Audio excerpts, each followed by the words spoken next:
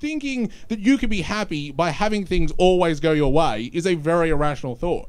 Right? And if you think you have to have something to be happy, or have something happen to be happy, then, you know, it turns life into a game of like piggy in the middle or keep away. You know what I'm talking about?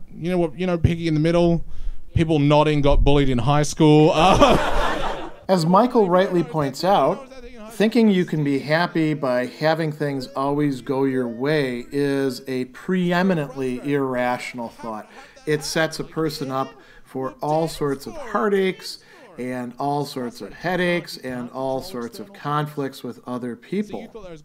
There are so many things that we can't control, or we can only control to a certain extent, provided nothing else comes along to take away the modicum of control that we appear to have, at least for the moment, that to think that we would manage to control any aspect of our life that doesn't have to do with the interior, what is really under our control, is very unrealistic.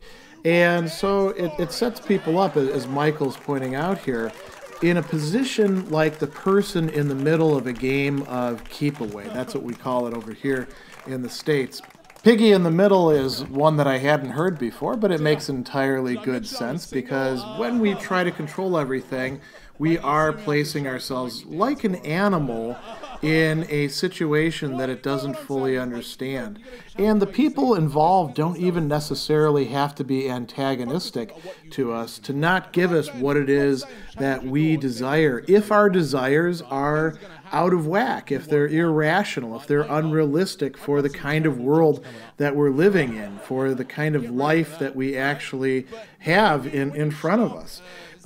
Michael also points out another thing, that the people don't learn that lesson, and we have a choice. Do we want to follow the people who don't learn that lesson and go out to the club hoping to try to score and then being disappointed if we don't, or even if we do, perhaps being less than happy with the person that we end up with? Or, we could come up with all sorts of other examples of the being asked to, as he puts it in today's parlance, dance for it. The Stoic would counsel pruning back our desires so that they are desires that can be realized. Also, pruning back our aversions. Epictetus tells us that there's nothing worse than to fall into what it is that you're averse to.